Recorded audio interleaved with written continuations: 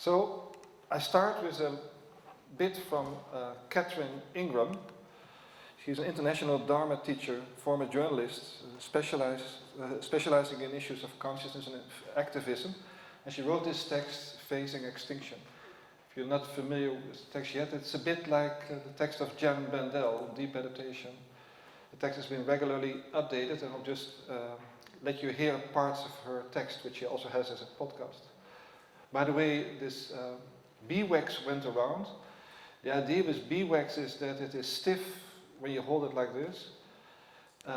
If you can only break it, but by adding your body heat, your warmth of your body to it, it becomes moldable.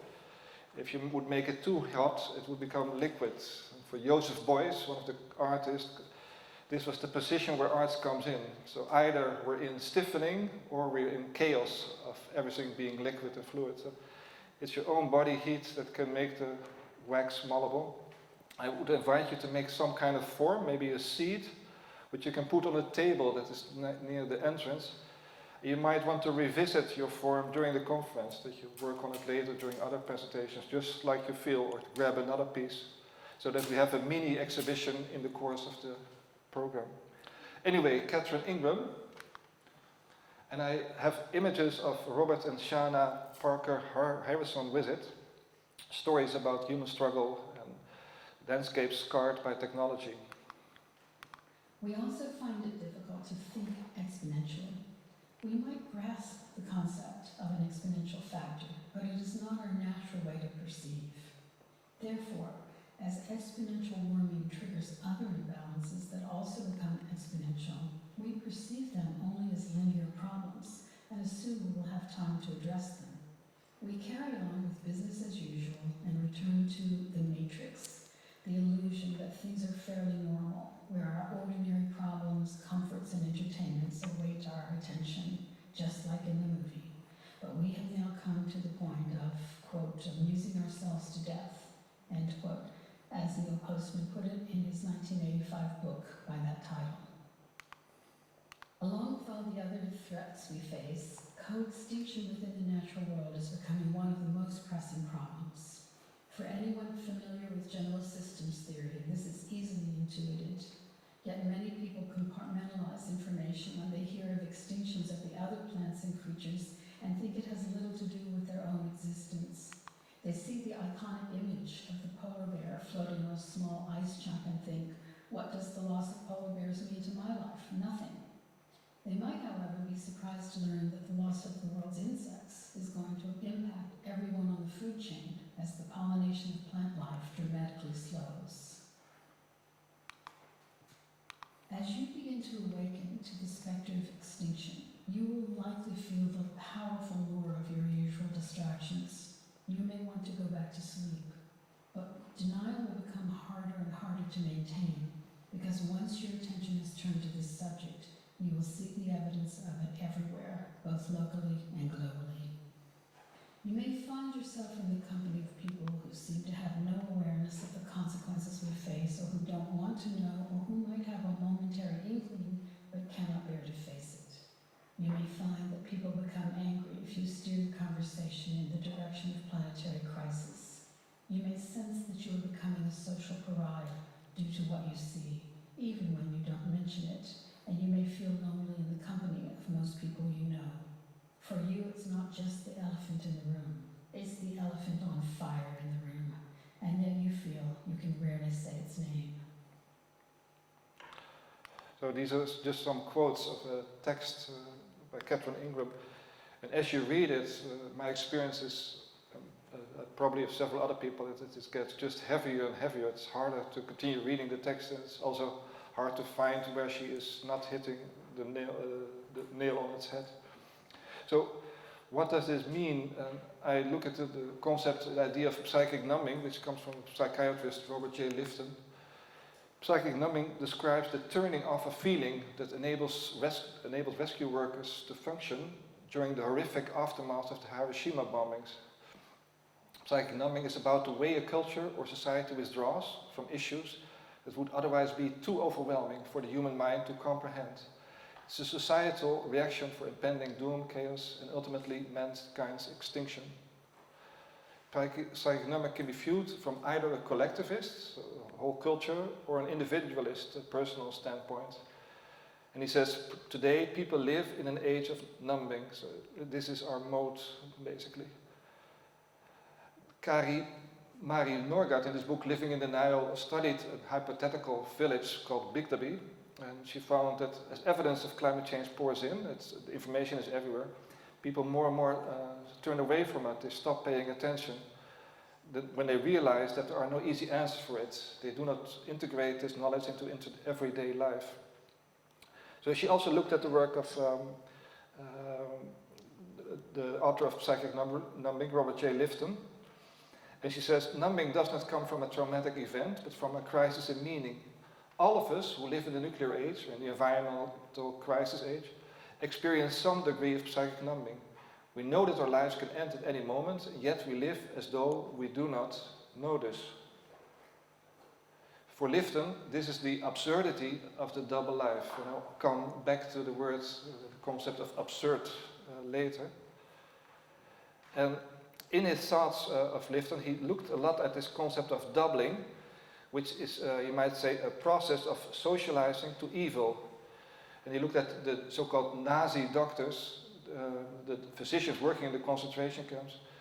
He said he studied how physicians trained to heal became part of the killing. They did this by dividing themselves up in two selves, the prior self, the more humane self, the father of a family, for example, or listening to Mozart, and the Auschwitz self. And a major function of this doubling, of splitting themselves up in two people, was to avoid guilt. Then the second half of themselves could do the dirty work. And Lifton says doubling takes place largely outside of our awareness and involves a significant change in moral consciousness. And it's important to underline this, that it is outside of consciousness when this doubling is happening. According to Lifton, one cannot understand the syndrome of doubling in terms of multiple personality. It's something different. In the end, it belongs to the psychology of normalcy. In general psychological terms, the adaptive potential for doubling is integral to the human psyche and can at times be life-saving. For a soldier in combat, for instance, or a victim of brutality, such as an Auschwitz inmate, who must undergo a form of doubling in order to survive. So the doubling is on the side of the perpetuators of crimes, but also on the side of the victims, that you split yourself in two to evade what is too overwhelming. Now I switch to looking at the younger generations and education, bringing up younger people. And this is a book that's always intrigued me, Where the Wild Things Are, and this aspect of where the young boy, Max, comes across these wild creatures. And there's this quote, he tamed them with the magic stick of staring into their yellow eyes without blinking once, and they were frightened and called him the most wild thing of all. It's sort of mastering your demons, mastering something that is too overwhelming, your nightmares and so on. And yet what is happening now, educator David Sobel says that we teach children too abstractly, too early about the environment.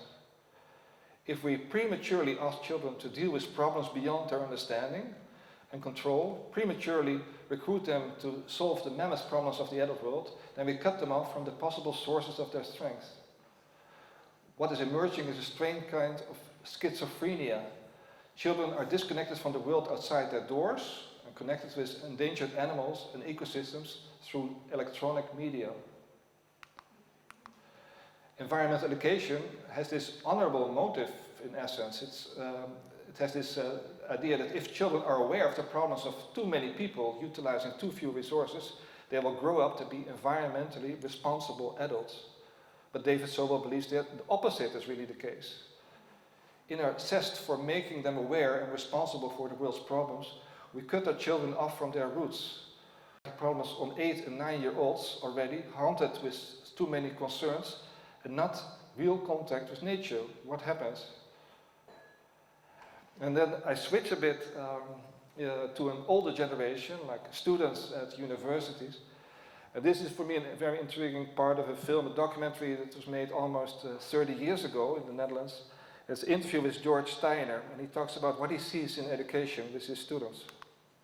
Until very recently, there was always an open window on a dream. For the people of 1917, it was the 10 days that shook the world, the dream of Russia. After that, there have been such great dreams as China, Czech Czechoslovakia, Zionist Israel, the Chile, Cuba, the Chile of Allende, and so on. It's now over. My students know that there are no such open windows. If a student came to me today, and this I'm now telling not something I invented, but biographical. I've had students come to me, particularly in Cambridge, whose fathers had fought in Spain, and who belonged to a tradition where you go and fight. And they said, sums out, unbelievable hair on the verse, on Nicaragua. If I go for the right, God help me, it ends up as a CIA neo-fascist client dictatorship. If I go for the left, as a parody Stalinist, where do I go? That young people should know very early today that the dreams are a cheat is very, very sad, and I'm very bewildered by it. We as teachers know this. We don't talk about it very much out loud. It has become enormously difficult to be a teacher. Because what you do with young people, young in every other way, who are very old men in their political, social insight, who know that there are no solutions. Certain regimes have got this knowledge that the young no longer believe in solutions.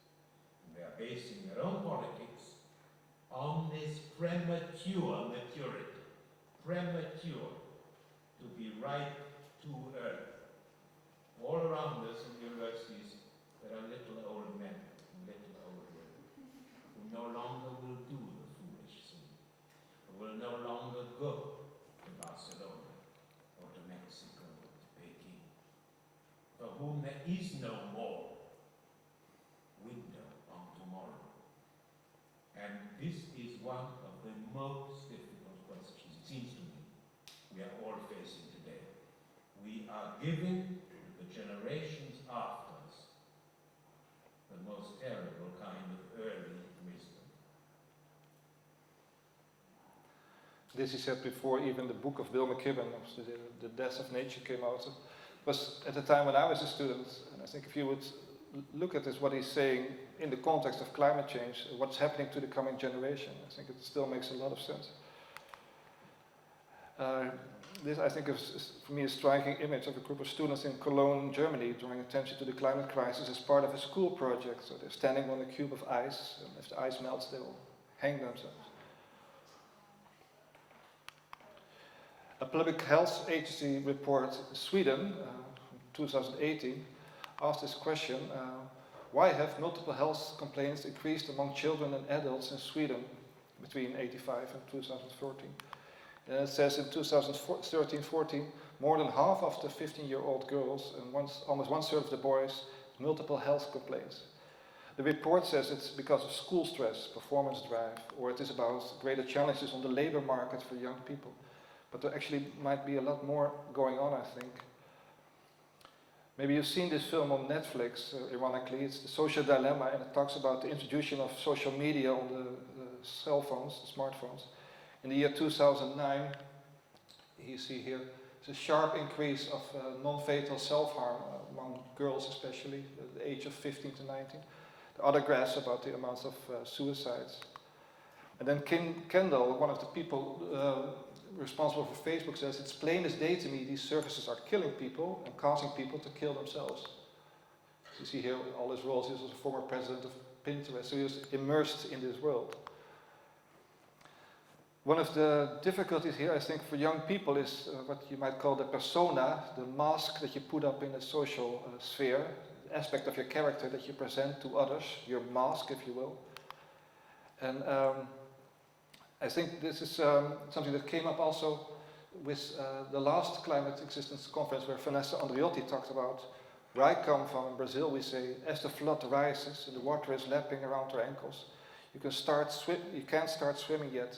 When the water reaches your knees, it's not time to start swimming. But when the water gets up to your bum, then you can get Then you can start swimming. Dougald Heim, who was also on this, he's not here yet, I think, speak later, reflected on this in his writing, and he says there's a threshold at which things get bad enough so that things move from being impossible to possible. But now whereabouts in our society are the waters highest? I'm not sure it's actually climate change. If we want impossible things to happen, it may paradoxically be that we need to start from places like loneliness, mental health amongst teenagers, addiction to network technologies. There, I think, are the places where things are getting bad enough that we could consider a radical break for what we have been taking for granted. So, I mentioned this persona that one of the difficult things for young people is to break away, for example, of the habit of fashion. That fashion is all important. So it's maybe easier to change a lifestyle from eating meat to vegan than to do something about the persona, how you operate in the social sphere, also through electronic media. I want to take it now a bit deeper in reflection in the theory, looking at static patterns and dynamic quality. I got this idea from Robert Pirsig. He wrote Zen and the Art of Motorcycle Maintenance. And the sequel, several years later, is this book, Lila. And he talks about static patterns, like in a honeycomb, or dynamic quality, like the spiral of an unfolding fern. Basically, I summarize it in this graph.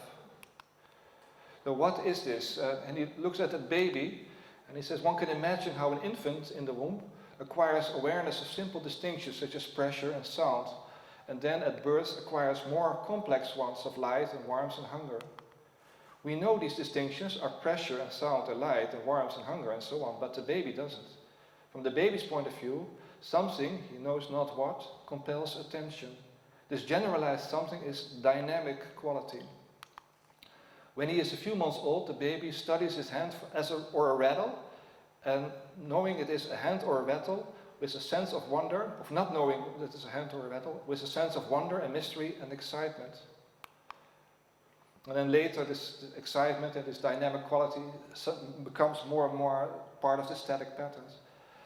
Now there's something funny with this book of Lila, that it is a sort of a book which contains other books, and he looks at these two books, one by Walker Percy and one by Russ Benedict. The first of Walker Percy asks this intriguing questions. One of them is, why is it that a man riding a commuter train to New York, whose needs and drives are satisfied, who has a good home, job, loving wife and family, often feels bad without knowing why? Why is it that if such a man suffers a heart attack and taken off the train at New Rochelle, regains consciousness and finds himself in a strange place, he then comes to himself for the first time in years, perhaps in his life, and begins to gaze at his own hand with a sense of wonder and delight. So it takes a radical rupture, perhaps, of having this heart attack, be shaken up completely, that your static patterns are shelved, and you can see the hand as if you see it for the first time. This is maybe with the baby and this man having the heart attack. That's on the individual level. On the cultural level, he talks about this book of Russ Benedict, Patterns of Culture. It's from 1934. In it is a story about the Sunni people, and she describes cultural traits of the Sunnis. And there's one man, I'm not sure if it's a man on the photograph, who stands out. He likes to show off, he likes to tell stories, likes to sing. He has all these traits that are not typical for the Sunni culture. And at some point he says, I'm invincible, nobody can beat me. Then the priests say, well, if you say such things, you are probably a witch or a brujo. And they start to prepare torturing him. He's hung up with his thumbs to the ceiling. And before they can start torturing him, he sends off an envoy, a messenger, to the government troops, who then come later and they rescue him. He's already crippled for life. And the priests are arrested and put for years in jail. As it happens, when they are released, one of the priests says, I don't have any power anymore, my power has been broken. And the remarkable thing is that this the outsider, this brujo, who was showing off, remains with the tribe and starts to sing and becomes excellent at storytelling. And then at the end of his life, he becomes governor himself of the Sunni. So the strange thing about this is that he is, in a way, because he was able to make contact with white culture, colonist culture, able to do something that in the static patterns of Sunni culture was not possible yet. He had, as Piers has said, a dim apprehension, and which was maybe too obscure in the existing language. This is a quote of Whitehead. Dynamic quality is the pre-intellectual cutting edge of reality, the source of all things, completely simple and always new. It was the moral force that had motivated the Brujo in Sunni. Its only perceiving good is freedom, and its only perceived evil is static quality itself. Any pattern of one-sided fixed values that tries to contain and kill the ongoing free force of life. That's the enemy. Static quality, the moral force of the priests, emerges in the wake of dynamic quality, so it always follows. It is old and complex. Good is conformity to the established pattern of fixed values, which don't change by themselves. Unless we are altered by dynamic quality, they stay the same year after year. So the point he is making is that these odd experiences, like starting with the baby looking at the hand for the first time, the man with the heart attack being able to really study his hand when everything is shaking up, or this Brujo, this witch, which turned things upside down in the culture and was like an outcast, were the people who introduced dynamic culture in a static situation and helped a process of growth, of change. So I now try to relate this to Gregory Bateson, the father of Nora, who will also be here. Bateson says, for a system to be truly complete, incompleteness must be part of it. It's a sort of paradoxical statement. It is at this point where a system learns to learn. If the system doesn't do that, it becomes static and eventually dies. So again, this reference to the static. So it needs some kind of dynamic quality, which is this ability to learn to learn. He says this in the film of Nora Bateson. So in the system is this static patterns. Outside there's this opening, the incompleteness, the possibility to introduce something new, something dynamic, that is then slowly becoming part of how the culture continues. At some point it becomes static. In the beginning it is totally foreign and new and chaotic. If you now take this again to our world, just the climate crisis, and this notion that maybe we have to think black and white, and I start with Greta. So when I was 11, I became ill. I fell into depression. I stopped talking, and I stopped eating. In 2 months, I lost about 10 kilos of weight. Later on, I was diagnosed with Asperger's syndrome, OCD, and selective mutism. That basically means I only speak when I think it's necessary. Now was one of those moments.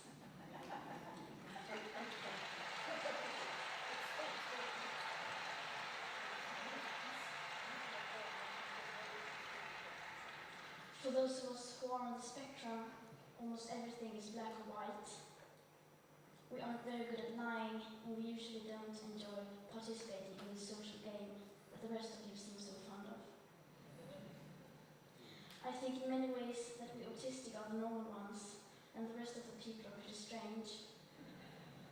Especially when it comes to the sustainability crisis, where everyone keeps saying that climate change is an existential threat and the most important issue of all, and yet they just carry on like before. I don't understand that, because if the emissions have to stop, then we must stop the emissions. To me that is black or white. There are no grey areas when it comes to survival. Either we go on as our civilization or we don't. So what she says, there are no grey areas when it comes to survival. And I want to look a bit more carefully in where this comes from, what this may mean. Because I think there are certain undercurrents in this view. I think undercurrents from our Western Judeo-Christian tradition. Jesus said, whoever is not with me is against me. Whoever does not gather with me scatters. There's this idea, for example, in flight shame, fleeks gone. We should be ashamed. Humanity is in a grave danger and it is our own fault. And then Daniel Heidenblad said that calls for individuals to change their sinful ways and the penance that were repeatedly decreed as a means to avoid future calamities, so we can avoid the calamity if we do penance. And he asked the question, can these ideas be seen as a deeply existential, deeply entrenched cultural pattern in the Judeo-Christian world? So this is an old image of the broad and narrow way that we can go through life.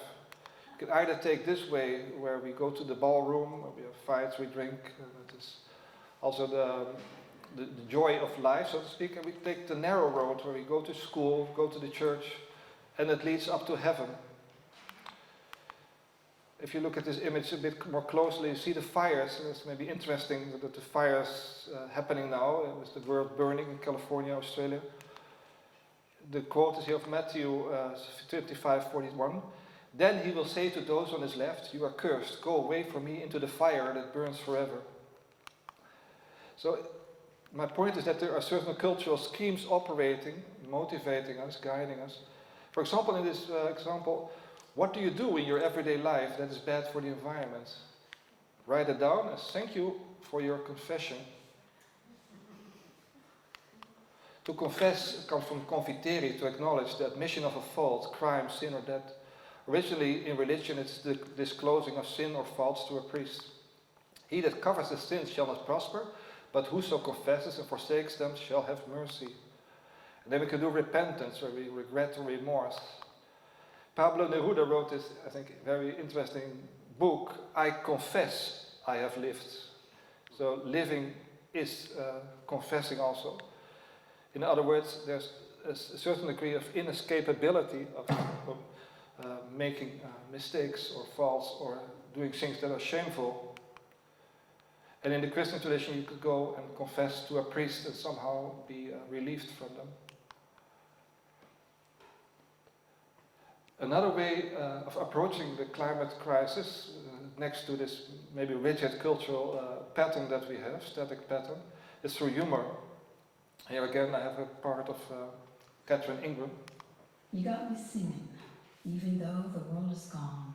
You got me thinking that I'd like to carry on. You got me singing, even though it all looks grim. You got me singing the Hallelujah hymn. For the last quarter of his life, Leonard Cohen was one of my closest friends. In his company, I never censored my thoughts. Since his passing, I have realized that he was not only a close friend, but a life mentor. One of the most inspiring aspects in this regard was what one could call his heart bravery. It is, in my way of seeing, the highest form of courage. In fact, the word courage comes from the Latin cor, meaning heart. Leonard's special genius was his ability to communicate both the sorrow and the beauty of the world, even in the same sentence. He never looked away from either, not even in his final months, when pain racked his body. He had a twinkle in one eye and a tear in the other. In those last years of his life, we had many conversations about climate chaos, as he knew I was studying the subject. He always listened intently and asked pertinent questions throughout our discussions. Although climate had not been his own focus, his was more a passion for world politics, there was no surprise for him in seeing how close we are to the edge. He understood human nature and assumed we would do ourselves in. One need only listen to his song, The Future, to know how prescient he was on the matter. And yet we laughed over all the years, laughed like crazy. Leonard was a master of Gallows humor, and I have a well-honed appreciation for that form as well. The power of Gallows humor, and I highly recommend it in these times, is that it allows a sideways glance at the gathering clouds while one is still sipping tea in the garden. All of these small moments of recognition serve to accustom our awareness to difficult realities, to hammer at the chains that bind, to allow us to let go a bit. In sharing Gallows humor, it is also comforting to know that your friend sees the tragicomedy as well. There's an amortizing of the burden when we share a heavy load. Courage is often confused with stoicism, the stiff upper lip, the bravado that masks fear. There's another kind of courage, It is the courage to live with a broken heart, to face fear and allow vulnerability, and it is the courage to keep loving what you love, even though the world is gone. Somebody with a similar view on the meaning of humor or the importance of humor is Viktor Frankl, who survived the concentration camp. Shortly after he wrote this book, Man's Search for Meaning, and in it he reflected on the inner acts of rebellion by which prisoners maintained their dignity, sanity, and zest for life in the concentration camp, such as making art in secret or reading smuggled books. And then he says, humor, more than anything else in the human makeup, can afford an aloofness and an ability to rise above any situation, even if only for a few seconds. So, dealing with our situation, the different ways we can respond to it. Again, go back to Gregory Bateson and the idea of double binds. I'll tell a bit what he means with this. I start with going into a paradox. Paradox is a seemingly absurd or contradictory statement which, when investigated, may prove to be well-founded or true. For example, you could say, be spontaneous. This is impossible. You're only spontaneous when it happens. You cannot follow it as an instruction. Or Epimenides, the Cretan, who says, all the Cretans are liars. This is a paradox because he is a liar too, if he's a Cretan. A paradox, Basin says, is healthy. The truth is always one of complexity, of engaging in the dance of Shiva, in which the whole of good and evil gets wrapped up. Good and evil are so intimately joined that they can never be disentangled. The first evil, evidently, was the separation of good and evil. Dwelling with paradoxes, riding with the dichotomy, is like embarking on a sort of voyage. You come out knowing something you didn't know before, something about the nature of where you are in the universe. A step further is a dilemma, a choice between two undesirable alternatives. A person is forced to choose between two possibilities which are both unfavorable to him or her. So it's like this barbed wire that you don't want to really choose, but you have to. The alternatives are called the horns of the dilemma. So you have to grab the horns, one of the horns. A double bind then is a situation that you're damned if you dare, you're damned if you don't. You have to do something. You have this dilemma where you choose, you need to choose between. But then there is an extra part, that, and this makes the double bind specific. There is no escaping. So maybe from a dilemma you can run away, but this point means that you're locked up. So there's basically these three defining characteristics, that you have one instruction, how to behave, and another conflicting instruction, and that you cannot get away from the situation. It's become maybe clearer when he gives an example. So this is the graphic idea that you cannot run away from the situation. So he tells of a young man who had fairly well recovered from an acute schizophrenic episode. And he was visited in hospital by his mother. He was glad to see her and impulsively put his arm around her shoulders, whereupon she stiffened. He sort of shook the arm from her shoulder. He withdrew his arm and she asked, "Don't you love me anymore?" He then blushed as she said, "Dear, you must not be so easily embarrassed and afraid of your feelings." The patient was able to stay with her only a few minutes more, and following her departure he assaulted and ate and was put in the tubes. So he gets this contradictory instructions or messages from the mother, in this case, that when he expresses love, she shakes it away, and then verbally she says, "Don't you love me anymore?" And he cannot escape because the mother has a powerful relationship for him, represents a relationship for him. So, and Bateson goes on to reflect and he says, we have predominantly thought of the double bind as a destructive experience, a trauma. But while the experience of the double bind must always be partly unpleasant, it's also possible that this type of experience is an integral part of what we may vaguely call characterological growth. Without it, the individual would in some sense be too static. Even though with too much of it, he may be driven to schizophrenia. Maybe a bit like the bee wax that you have. If you don't work on it, it remains static. But if you make it completely fluid, it goes across on the other edge. So there is this book which always intrigued me about learning non-aggression by Ashley Montagu with different writers. One of the writers in it is Jean Briggs, Canadian anthropologist, about the origin of non-violence, the Inuit management of aggression.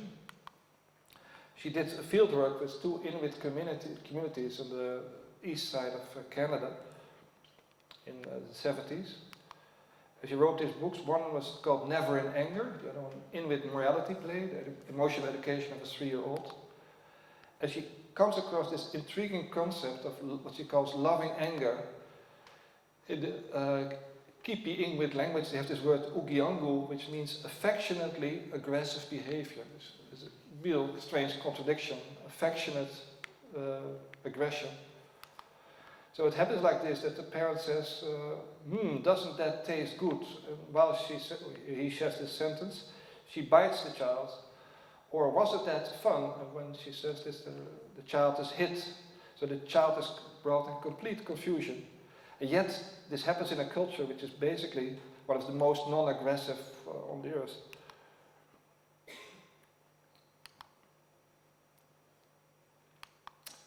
And then Brick says, they don't physically injure the child, and affectionate aggressive behavior is accompanied by smiles, laughs, and noises.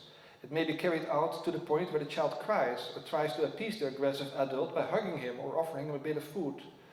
Adults see the child is upset, and they interpret the reaction as a fear of affection and comfort him tenderly. The relationship which Inuit see between this aggressive behavior and affectionate emotion is clearly shown by the explanation of one woman.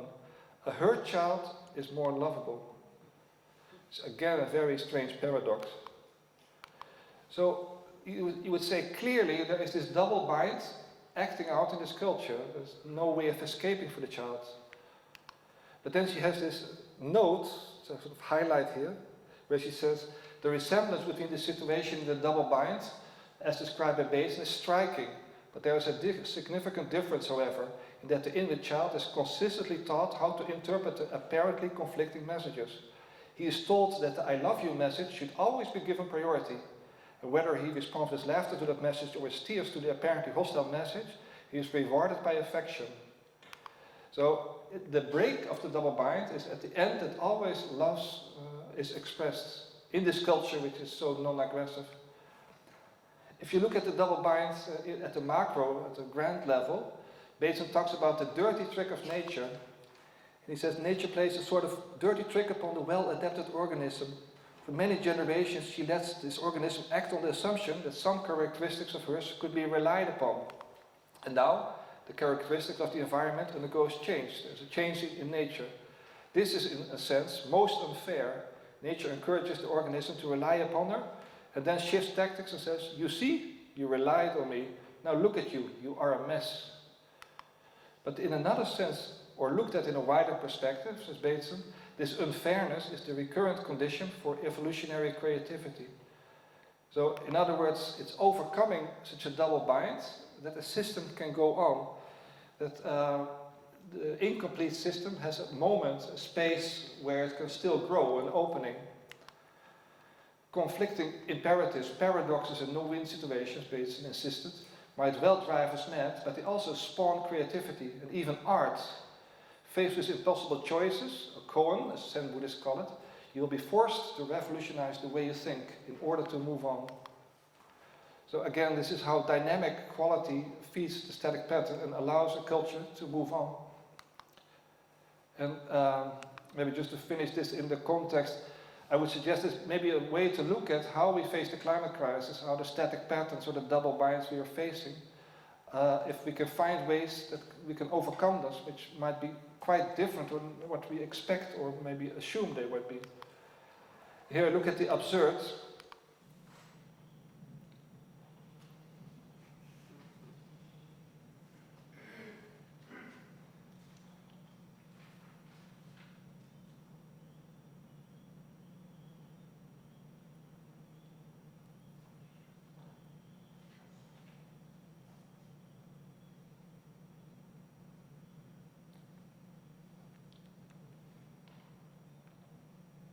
Absurd, you might say, is that element of chaos, of uncanniness, of not knowing how to interpret, see the meaning of it. One of the great philosophers and writers introducing this was Albert Camus. In 1942, at 28 years of age, he wrote, There's but one serious philosophical problem, it's very famous this line, and that is suicide. Judging whether life is or is not worth living amounts to answering the fundamental question of philosophy.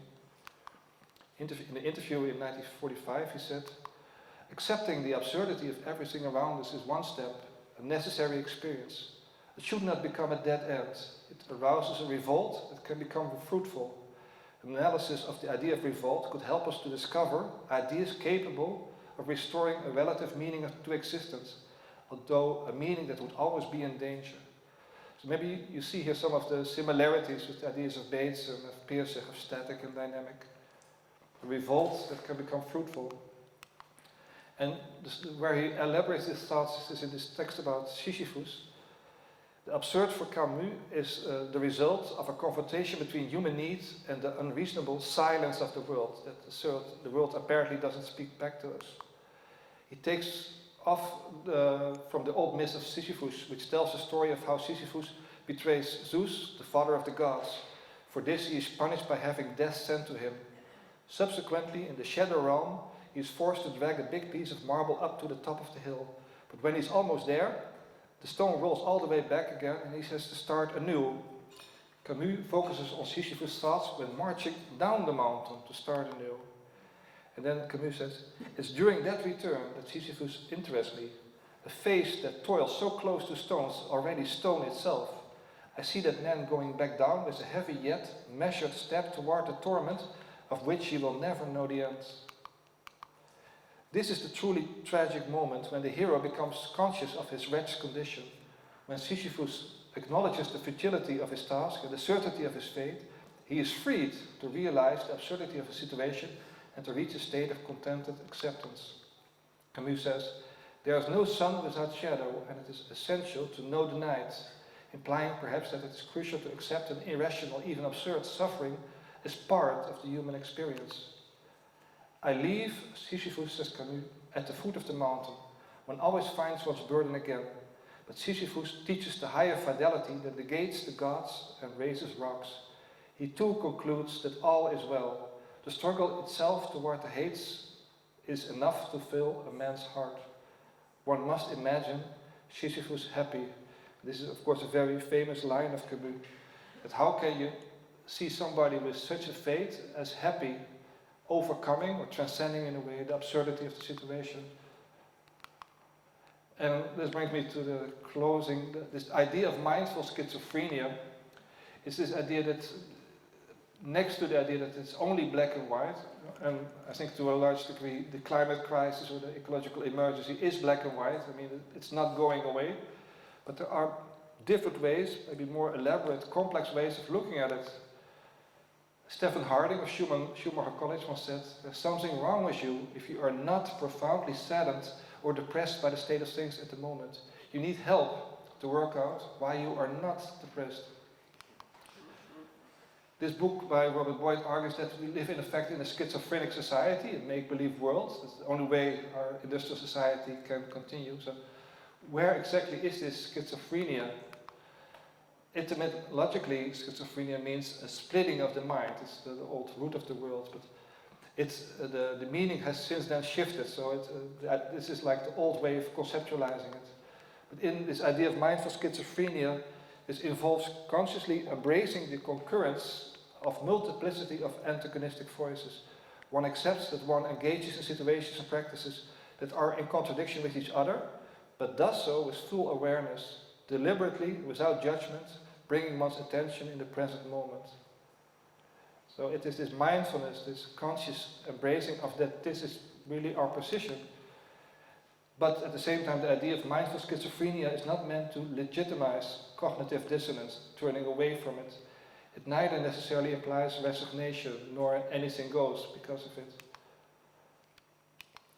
So it is basically more staying with the trouble, the idea of Donna Haraway, or trying to metabolize and transforming the grief into agency through art, for example, the idea of Adrienne and Mary Brown.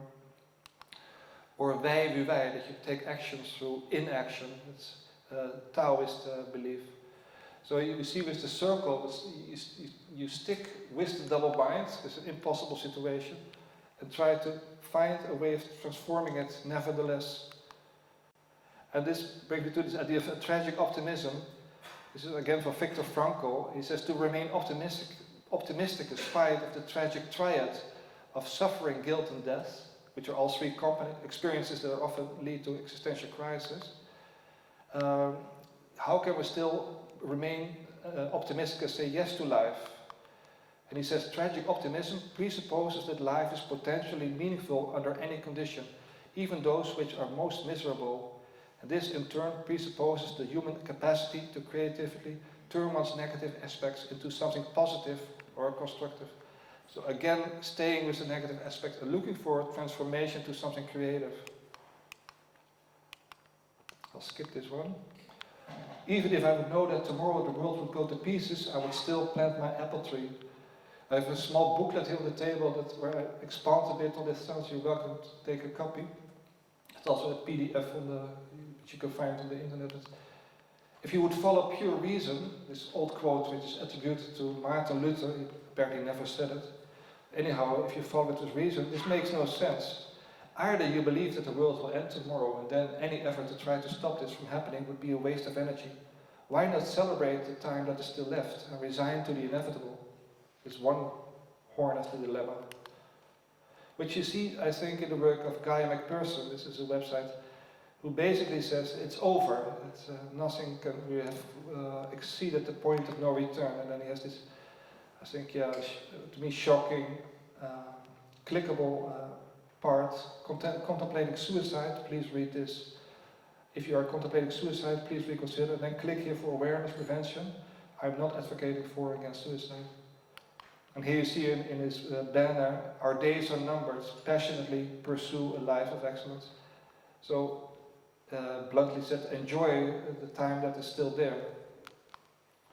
The other position, if you plant the apple tree and ignore or repress or deny the news of ecological collapse, that this may be inevitable, would also constitute a kind of ostrich behavior, that you put your head in the ground, which might leave one ill-prepared when dramatic changes do start to unfold, when there indeed is no escape. However, if one is able to mindfully embody the paradox, one may possibly develop a degree of equanimity.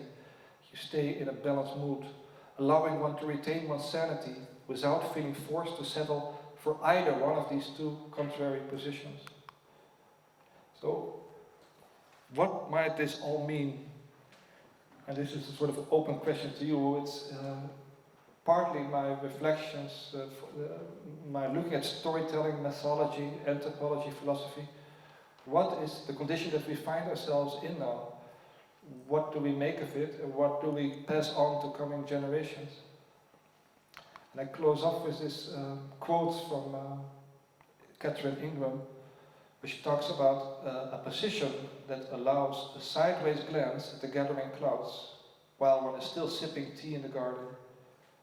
It's, to me, a poetic expression of what mindful schizophrenia is, that the convivial act of having tea with friends in the garden while still acknowledging what is coming your way.